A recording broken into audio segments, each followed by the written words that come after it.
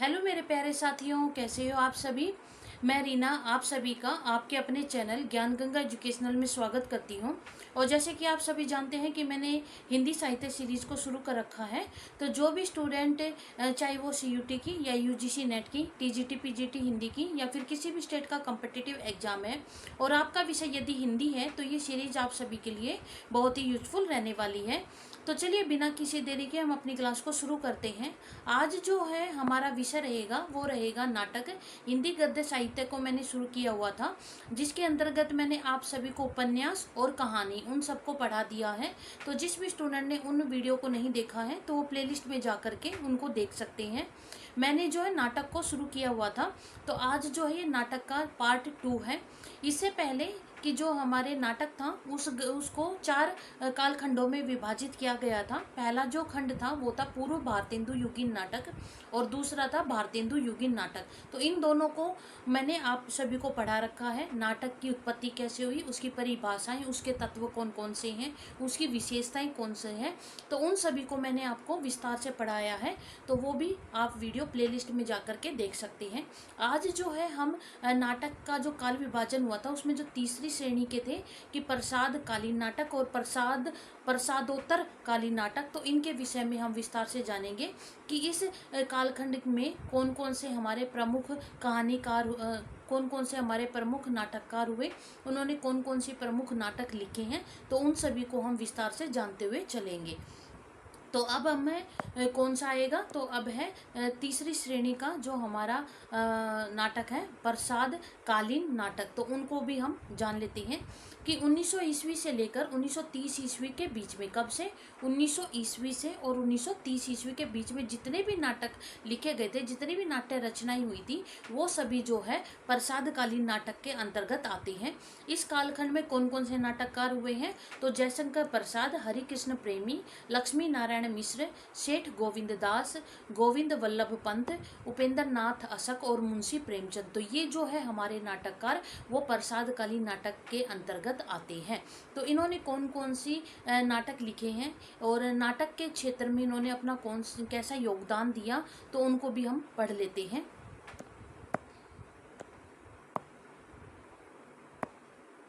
प्रथम जो हमारे नाटककार हैं वो कौन है, जयशंकर प्रसाद है। तो जयशंकर प्रसाद ने कौन कौन से नाटक लिखे हैं, सज्जन 1910 ईस्वी का, कल्याणी परिणय 1912 ईस्वी का, करुणालय 1913 ईस्वी का। ये एक कैसी रचना है, तो ये एक गीति नाट्य रचना है। प्रायश्चित 1914 ईस्वी, जिसको दुखांत नाटक ये माना जाता है इनका। राजश्री 1915 ईस्वी, विशाखा 1921 ईस्वी, आजाद शत्रु 1922 ईस्वी, करबला 1924 ईस्वी, जन्मेजय का नागयज्ञ 1926 ईस्वी, कामना 1927 ईस्वी, स्कंदगुप्त 1928 ईस्वी, एक घूट ये क्या है, एकांकी है इनका 1929 ईस्वी का, चंद्रगुप्त 1931 ईस्वी, ध्रुव स्वामिनी 1933 ईस्वी। अब हम आगे देख लेते हैं इनसे संबंधित जो महत्वपूर्ण तथ्य हैं, तो उनकी हम बात करते हैं। अब जो जयशंकर प्रसाद का जो सज्जन नाटक है वो इनका सर्वप्रथम नाट्य रचना इनकी मानी जाती है।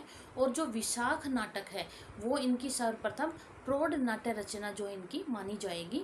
करुणालय जो इनके नाटक है वो हिंदी साहित्य गद्य में सबसे पहले गीति नाट्य रचना ये मानी जाती है। कौन सी, करुणालय।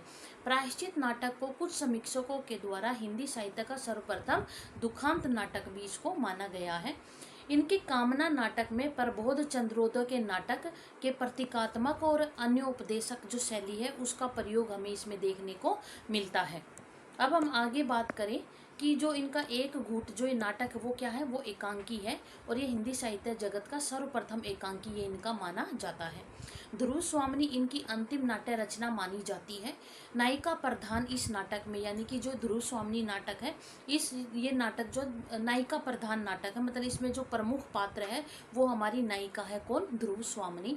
इन्होंने गुप्तकालीन समाज की जो पुनर्विवाह की जो समस्या थी उसका चित्रण इस नाटक के माध्यम से प्रसाद जी ने किया है।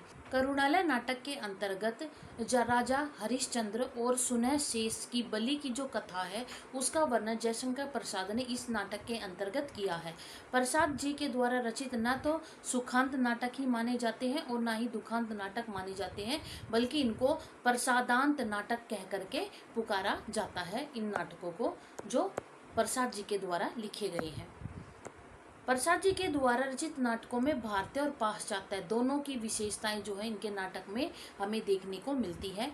प्रसाद जी द्वारा रचित नाटक जो है वो रंचमंचीय जो श्रेणी के नाटक ये नहीं माने जाते हैं, बल्कि इनका एक केवल ध्रुव स्वामी नाटक ऐसा है जिसमें कुछ तत्व जो है रंगमंचीय श्रेणी के वो पाए जाते हैं। अरुण यह मधुमेह देश हमारा और हिमाद्री तुंग श्रृंग से प्रबुद्ध शुद्ध भारती, ये जो दोनों प्रमुख गीत हैं वो किस में से लिए गए हैं, वो इनके चंद्रगुप्त नाटक से लिए गए हैं और इनका समय कितना है 1931 ईस्वी चंद्रगुप्त का जो समय है वो माना जाता है। अब जो है हमारे अगले नाटककार कौन है, तो हमारे अगले नाटककार है हरिकृष्ण प्रेमी। तो इनके द्वारा कौन कौन से नाटक लिखे गए हैं तो उनको भी हम चलिए जान लेते हैं। स्वर्ग विहान, रक्षाबंधन 1934 ईस्वी, पाताल विजय, प्रतिशोध 1937 ईस्वी, शिव साधना या शिवा साधना 1937 ईस्वी, स्वप्न भंग, आहुति, बंधन, छाया, विषपान, उद्धार और शपथ। तो ये जो है हरिकृष्ण प्रेमी द्वारा रचित नाटक जो इनके माने जाते हैं। अब आगे देख लेते हैं कि आगे और इनके कौन कौन से नाटक हैं। भग्न प्राचीर, प्रकाश स्तंभ, कीर्ति स्तंभ, संरक्षक, विदा, सापों की सृष्टि, संवत प्रवर्तन, आन का मान और अमृत पुत्री। तो ये जो है इनके द्वारा लिखे हुए प्रसिद्ध जो नाटक है वो हमें प्राप्त होते हैं। तो इनसे संबंधित जो महत्वपूर्ण तथ्य हैं तो भी उनको भी हम जो है समझ लेते हैं कि कौन कौन से हैं। स्वर्ण जो विहान जो इनकी रचना है, किसकी, स्वर्ण विहान हरिकृष्ण प्रेमी की जो रचना है वो कैसी रचना मानी जाती है, वो गीति नाट्य श्रेणी की ये रचना मानी जाती है।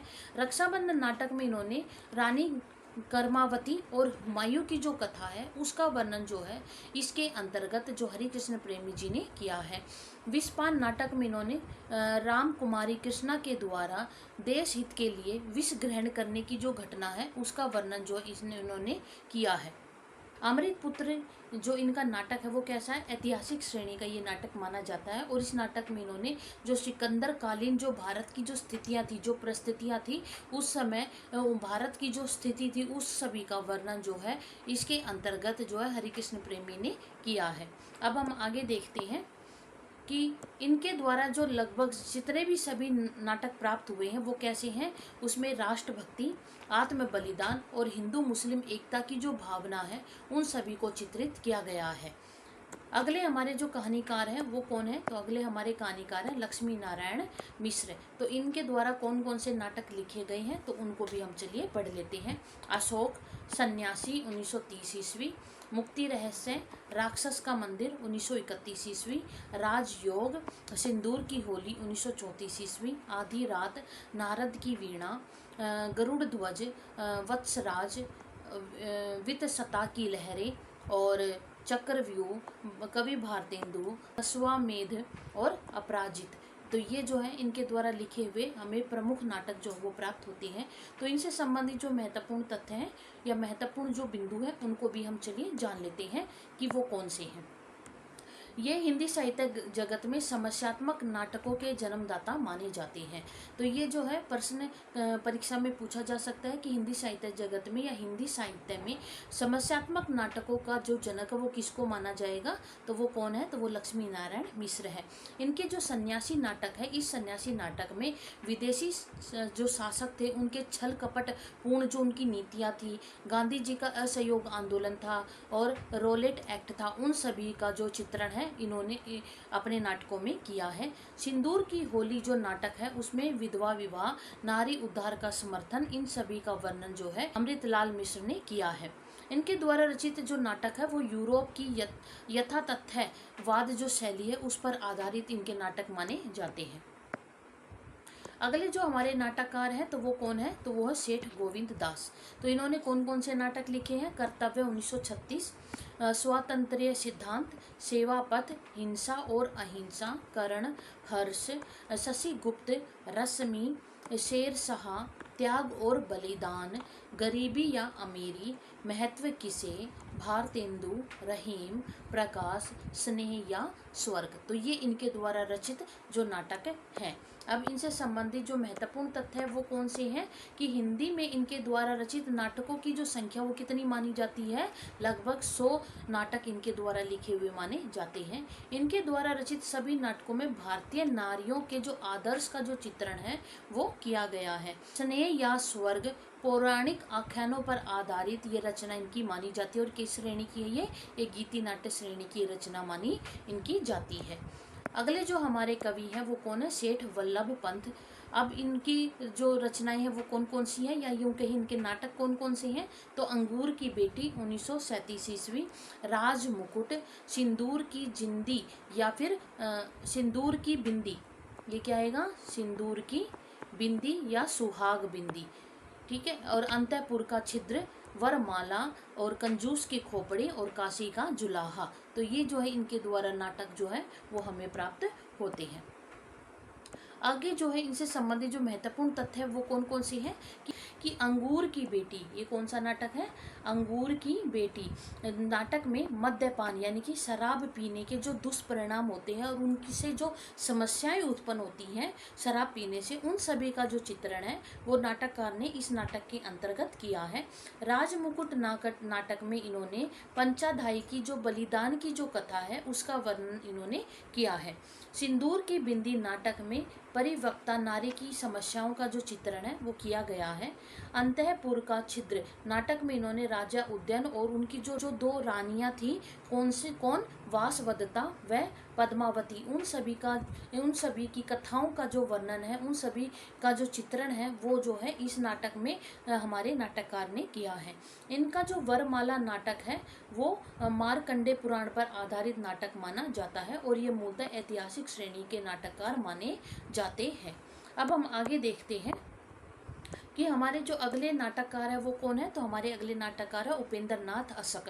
तो इन्होंने कौन कौन से नाटक लिखे हैं, तो लक्ष्मी का स्वागत, जय पराजय, स्वर्ग की झलक, छठा बेटा, कैद, उड़ान, भंवर, जोक 1939 ईस्वी का, पैतरे, सूखी डाल 1941 ईस्वी, तौलिए ये इनका क्या है, एकांकी है, और बड़े खिलाड़ी, अंजो दीदी 1955 और अंधी गली। तो ये जो है इनके द्वारा हमें लिखे हुए नाटक प्राप्त होते हैं, जिसमें से जोक, सूखी डाल और अंजो दीदी ये इनके बहुत ही महत्वपूर्ण, बहुत ही चर्चित नाटक जो है वो देखने को हमें मिले हैं।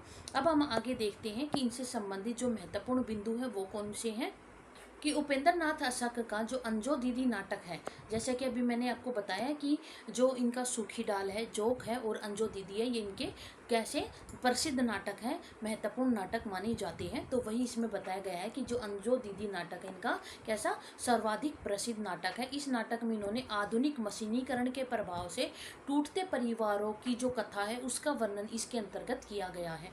डॉक्टर नगेंद्र के अनुसार उपेंद्र नाथ अशक हिंदी के सर्वप्रथम ऐसे नाटककार हुए हैं जिन्होंने हिंदी नाटक को रोमांस के कटघरे से बाहर निकाल करके आधुनिक भाव बोध प्रदान करने की इन्होंने क्या है, कोशिश की है। डॉक्टर हरिवंश राय बच्चन के अनुसार उपेंद्र नाथ अशक हिंदी के सर्वप्रथम ऐसे नाटककार हुए जिनका ध्यान किसकी तरफ गया, रंगमंच की ओर जिसका ध्यान गया है। तो ये किसने कहा, ये हरिवंश राय बच्चन ने उपेंद्र नाथ अशक के बारे में कहा है। अगले हमारे नाटककार कौन है, तो वो है मुंशी प्रेमचंद। तो इनके द्वारा लिखे हुए नाटक कौन कौन से हैं, संग्राम 1923, करबला 1926 और प्रेम की बेदी 1933 ईस्वी। तो ये इनके द्वारा लिखे हुए प्रमुख नाटक हैं। तो अब हम आगे देख लेते हैं कि अगले हमारे जो नाटककार है वो कौन है, तो वह पांडे बेचन शर्मा उग्र। तो इनके द्वारा कौन कौन से नाटक लिखे गए, तो महात्मा ईशा, चार बेचारे, अजबक, चुंबन और डिटेक्टर। तो ये जो है इनके द्वारा लिखे गए नाटक हमें देखने को मिलते हैं। तो इनमें अगर हम कहें कि जो चार बेचारे जो इनका जो नाटक है वो कैसा है, सबसे ज़्यादा प्रसिद्ध नाटक ये माना जाता है। इस नाटक में इन्होंने संपादक, अध्यापक, समाज सुधारक, प्रचारक, इन सभी की, इन चारों की जो सामाजिक जो स्थिति है उसका वर्णन जो है इस नाटक के अंतर्गत जो है पांडे बेचन शर्मा उग्र जी ने किया है। अब हम अगले जो हमारी श्रेणी श्रेणी के नाटक हैं वो कौन से हैं, तो वो हैं प्रसादोत्तर कालीन नाटक।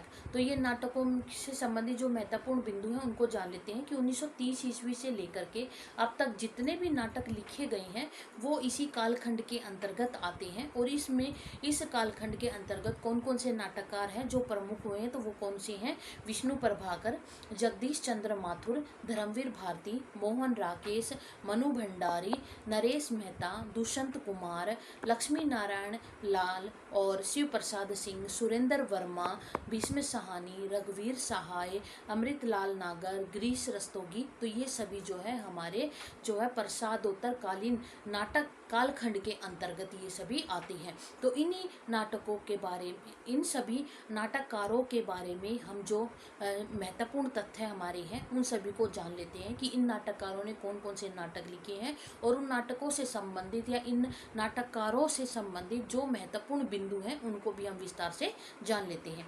अगले जो हमारे नाटककार आएंगे वो कौन है, तो वो है विष्णु प्रभाकर।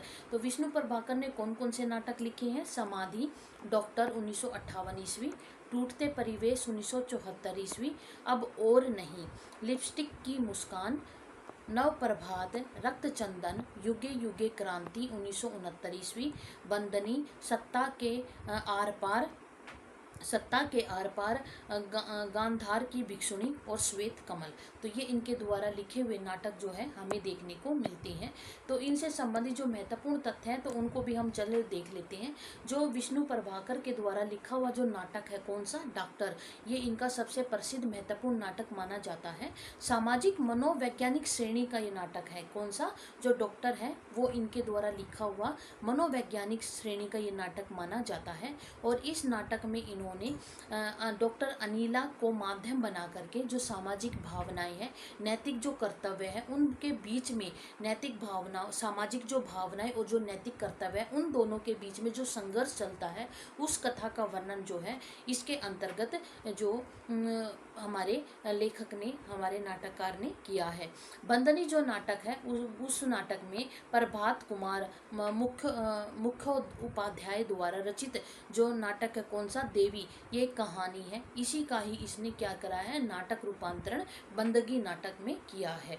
अब हम आगे देखते हैं कि अगले हमारे जो नाटककार है वो कौन है, तो वो है जगदीश चंद्र माथुर। तो इन्होंने कौन कौन से नाटक लिखे हैं, कोंकाण 1951 ईस्वी, ये इनका प्रसिद्ध नाटक है। शारदिया 1959 ईस्वी, पहला राजा 1969 ईस्वी, दशरथ नंदन 1974 ईस्वी, रोशनी एक नदी और रघुकुल रीति 1985 ईस्वी। तो ये जो है इनके द्वारा लिखे हुए नाटक जो है हमें प्राप्त होते हैं। अब इनसे संबंधित जो महत्वपूर्ण तथ्य है वो कौन से, कि जो पहला राजा इनके द्वारा जो लिखा गया, अब इनसे संबंधित जो महत्वपूर्ण तथ्य हैं उनको जान लेते हैं कि पहला राजा जगदीश चंद्र माथुर द्वारा लिखा हुआ कैसा है, प्रसिद्ध नाटक ये माना जाता है। इस नाटक में इन्होंने संसार के सर्वप्रथम राजा कौन सा, पृथु, एवं भारत के सर्वप्रथम प्रधानमंत्री को नेहरू के शासन की जो समस्याएं हैं उन सभी का चित्रण इसके अंतर्गत किया गया है।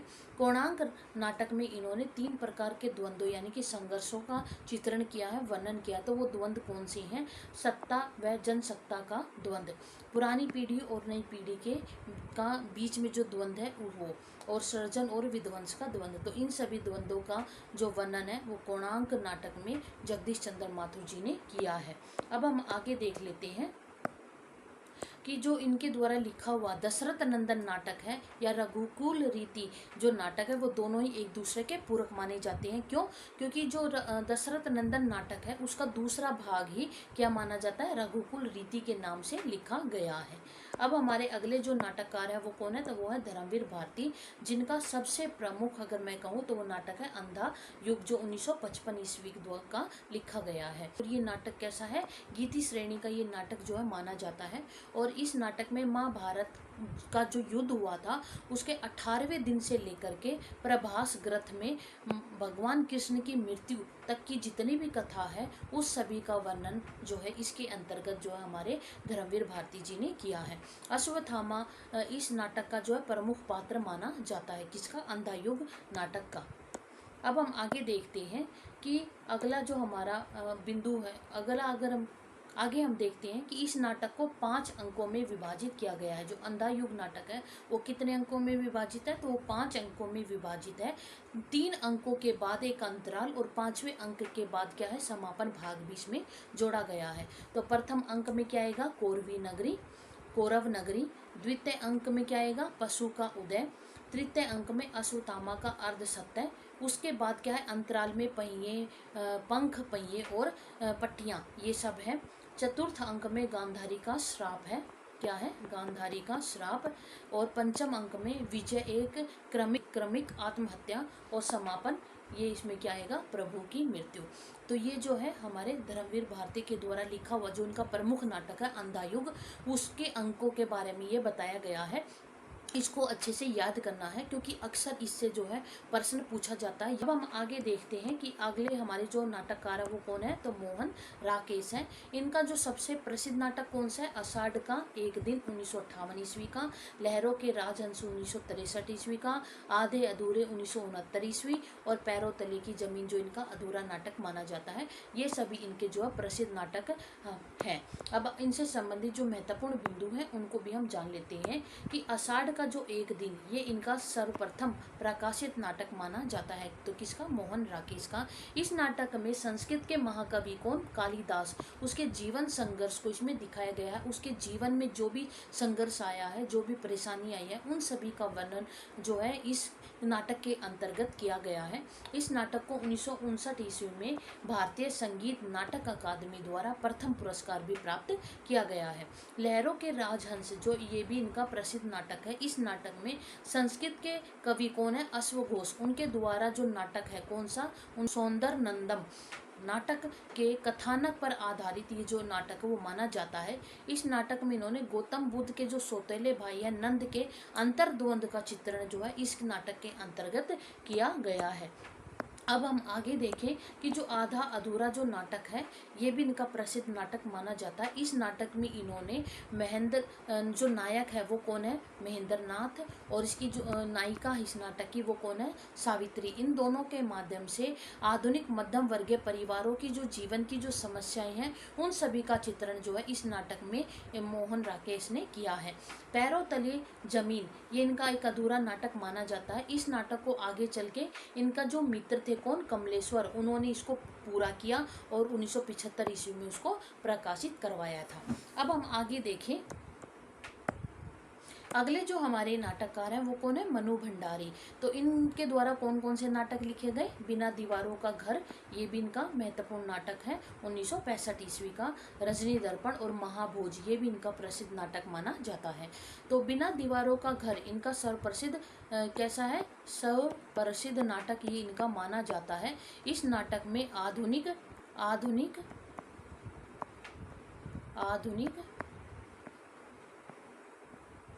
दाम्पत्यों के बीच में होने वाले जीवन संघर्ष का जो वर्णन है वो किया गया है।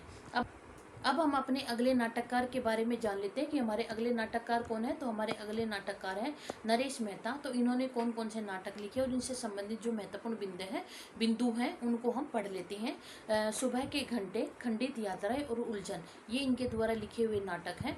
और सुबह के घंटे नाटक में इन्होंने दलीय प्रजातंत्र प्रणाली की जो विषमताएं हैं, जो समस्याएं हैं, उनका चित्रण जो है इसमें किया गया है। खंडित यात्राएं नाटक में जो है नरेश मेहता ने आधुनिक जीवन में नष्ट होती हुई जीवन मूल्यों की जो समस्याएं हैं उनका चित्रण जो है इसके अंतर्गत किया गया है। अगले हमारे जो नाटककार है वो कौन है, दुष्यंत कुमार हैं। इनका जो सबसे महत्वपूर्ण नाटक कौन सा है, एक कंठ विस्पाई, जो 1963 ईस्वी के द्वारा जो 1963 ईस्वी में लिखा गया था। एक कंठ विस्पाई जो ये नाटक है वो किस श्रेणी का है, वो गीति नाट्य श्रेणी की ये रचना मानी जाती है। इस नाटक में इन्होंने, किसने, दुष्यंत कुमार जी ने राजा दक्ष के यज्ञ के समय अपने पति शिव के अपमान को देखकर जो सती है वो क्या है, हवन कुंड में यानी कि यज्ञ कुंड में क्या भस्म हो जाती है। तो उस सभी घटना का जो वर्णन है वो इसके अंतर्गत जो है दुष्यंत कुमार ने किया है। आगे हम अपने अगले नाटककार की बात करें तो वो कौन है, लक्ष्मी नारायण लाल। तो इन्होंने कौन कौन से नाटक लिखे, अंधा कुआं 1956 ईस्वी, मादा कैक्टस 1989 ईस्वी, रात रानी, दर्पण, तीन आँखों वाली मछली, सूखा सरोवर, सूखा सरोवर, मिस्टर अभिमन्यु 1971, अब्दुल्ला दीवाना, शगुन पंछी, गंगा माटी, सुंदर रस, रक्त कमल, कलंकी, कर्फ्यू 1972, एक सत्य हरिश्चंद्र। तो ये इनके द्वारा लिखे हुए प्रसिद्ध नाटक हैं। अब इनसे संबंधित जो महत्वपूर्ण बिंदु हैं उनको हम जान लेते हैं कि जो इनका अंधा युग नाटक है ये इनका महत्वपूर्ण नाटक माना जाता है। और इस नाटक में इन्होंने जो शराबी पति है उसके द्वारा अपनी पत्नी को प्रताड़ित करने की जो कथा है उसका वर्णन इसके अंतर्गत किया गया है। उसको जो जो समस्याओं का सामना करना पड़ता है उन सभी का वर्णन जो है इसके अंतर्गत इन्होंने किया है। मादा कैक्टस जो नाटक है, इस नाटक में इन्होंने नायक कौन है अरविंद और नायिका कौन है सुजाता, इन दोनों के माध्यम से विवाह विच्छेद की जो समस्या है उसका चित्रण किया गया है। रात रानी नाटक में इन्होंने एक दोहरे व्यक्तित्व वाले एक व्यक्ति की जो घटना है उसका वर्णन इसके अंतर्गत किया गया है। दर्पण नाटक में इन्होंने वर्तमान युग में नष्ट होते हुए जो जीवन मूल्य है उन समस्याओं का वर्णन जो है इसके अंतर्गत किया गया है। अब हम आगे देखते हैं कि अगले हमारे जो नाटककार है वो कौन है, तो वो है शिव प्रसाद सिंह। तो इनके द्वारा लिखा हुआ नाटक कौन सा है, घाटियाँ गूंजती है। तो यह नाटक भारत चीन युग के कथानक पर आधारित ये नाटक माना जाता है। अब है अगले हमारे जो नाटककार है वो कौन है, तो वो है सुरेंद्र वर्मा। तो इनके द्वारा लिखे हुए नाटक कौन कौन से हैं, सेतु बंद 1972 ईस्वी, द्रौपदी 1972 ईस्वी, आठवां सर्ग 1976 ईस्वी, छोटे सैयद बड़े सैयद, एक दूनी दो, और सूर्य की अंतिम किरण से सूर्य की पहली किरण तक 1975 ईस्वी, शकुंतला की अंगूठी 1990 ईस्वी, कैद-ए हयात। तो ये इनके द्वारा लिखे हुए प्रसिद्ध नाटक हैं। तो इनसे संबंधित जो महत्वपूर्ण बिंदु हैं तो उनको हम जान लेते हैं कि जो आठवां सर्ग जो सुरेंद्र वर्मा के द्वारा लिखा हुआ नाटक है, इस नाटक में इन्होंने राजसत्ता और इतिहासकार के बीच में उत्पन्न होने वाली जो समस्याएं हैं, होने वाले संघर्षों का वर्णन, द्वंद्वों का वर्णन, समस्याओं का वर्णन, उन सभी का वर्णन जो है इसके अंतर्गत जो है हमारे लेखक ने किया है। सूर्य की अंतिम किरण से सूर्य की पहली किरण तक, ये इनका जो है प्रसिद्ध नाटक ये भी माना जाता है। इस नाटक में इन्होंने एक नपुंसक पत्नी की जो मार्मिक कथा है उसका वर्णन इसके अंतर्गत किया गया है। कैद-ए-हयात नाटक मिर्जा गालिब के जीवन पर आधारित ये नाटक माना इनका जाता है। अगले जो हमारे नाटककार है वो कौन है, तो भीष्म साहनी। तो इनके द्वारा लिखा हुआ नाटक कौन कौन से हैं, तो कबीरा खड़ा बाजार में 1981 ईस्वी, हानुस 1976 ईस्वी, माधवी 1955 ईस्वी, मुआवजे 1998 ईस्वी, आलमगीर 1999 ईस्वी, और रंग दे बसंती चोला तो ये 1998 ईस्वी। तो ये इनके प्रसिद्ध नाटक माने जाते हैं। तो रंग दे बसंती जो चोला है ये इनका सबसे सर्वाधिक प्रसिद्ध नाटक माना जाता है। और इस नाटक में जलियांवाला बाग का जो हत्याकांड था उसके आधार पर इसका जो कथानक है वो रखा गया है। यानी कि इस जो रंग दे बसंती चोला है, इस नाटक का जो कथानक है वो जलियांवाला बाग हत्याकांड पर आधारित है। अब हम आगे देखें तो अगले हमारे जो रचनाकार हैं या अगले हमारे जो नाटककार हैं वो कौन है, तो रघुवीर सहाय हैं। तो इनके द्वारा लिखा हुआ नाटक कौन है, बरने वन। तो इससे संबंधित जो महत्वपूर्ण तथ्य हैं तो उनको हम जान लेते हैं कि ये जो बरने वन है, इस नाटक में अंग्रेजी के शेक्सपियर द्वारा रचित मैकबेथ नाटक का हिंदी में अनुवाद किया गया है। और शब्दकोश के अनुसार बरने वन का अर्थ क्या होता है, तो इसका अर्थ होता है मानव मन की उद्यम, यानी कि वासनापूर्ण आकांक्षाओं से युक्त एक ऐसा जंगल जिसमें मानव को पीड़ा के अतिरिक्त मनुष्य को दर्द के अलावा कुछ भी प्राप्त नहीं होता है। हमारे जो अब अगले नाटककार हैं वो कौन है, तो वो है अमृतलाल नागर। तो इनके द्वारा लिखा हुआ नाटक कौन सा है, चढ़त न दूजो रंग। तो इस नाटक में जो सूरदास के जीवन चरित्र का वर्णन जो है अमृतलाल नागर जी ने किया है। यह नाटक इन्होंने टेलीविजन पर प्रसारित हेतु एक स्क्रीन प्ले के रूप में इन्होंने इस नाटक को लिखा था। स्वयं लेखक ने इस नाटक को फोटो नाटक भी कह करके पुकारा है। तो किसको, चढ़ा न दूजो रंग नाटक को।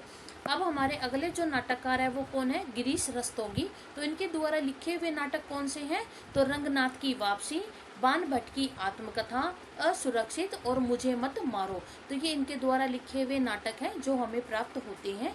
और इनसे संबंधित जो महत्वपूर्ण बिंदु है वो कौन से हैं कि जो रंगनाथ की वापसी जो इनका नाटक है, इस नाटक में श्रीलाल शुक्ल द्वारा रचित नाटक कौन सा, राग दरबारी, उस नाटक का रूपांतरण जो है इस नाटक में किया गया है, इस नाटक में किया गया है। और बाण भट्ट की जो आत्मकथा नाटक में हजारी प्रसाद द्विवेदी के उपन्यास नाटक का क्या है, रूपांतरण किया गया है। तो आज के लिए इतना ही। आज हमारा जो नाटक जो टॉपिक हमने शुरू किया था वो पूरा हो गया है। आज आपको मेरी वीडियो कैसी लगी मुझे कमेंट में ज़रूर लिख करके बताइएगा। अगर आपको मेरी वीडियो अच्छी लग रही है तो इसको लाइक करें और ज़्यादा से ज़्यादा शेयर करें, ताकि जो भी स्टूडेंट अपनी CUT की, UGC हिंदी नेट की, TGT PGT हिंदी की या फिर किसी भी स्टेट का कॉम्पिटिटिव एग्जाम है और उसकी तैयारी कर रहे हैं तो वो इन वीडियो के माध्यम से अपनी तैयारी को बेहतर कर सकते हैं। जिस भी स्टूडेंट ने मेरा टेलीग्राम चैनल को या इंस्टाग्राम चैनल को ज्वाइन नहीं किया है तो इस वीडियो के डिस्क्रिप्शन में उसका लिंक दिया गया है, तो आप वहाँ जा करके उसको ज्वाइन कर सकते हैं। और जो भी स्टूडेंट मेरे इस चैनल पर नए आए हैं तो वो हमारे ज्ञान गंगा एजुकेशनल को सब्सक्राइब कर लें, साथ ही साथ बेल आइकन को दबा करके ऑल के बटन को भी प्रेस कर लें, ताकि मैं जो भी नई वीडियो डालूं उसका नोटिफिकेशन आप सभी तक सबसे पहले पहुंचे। तब तक के लिए धन्यवाद। Take care, bye bye.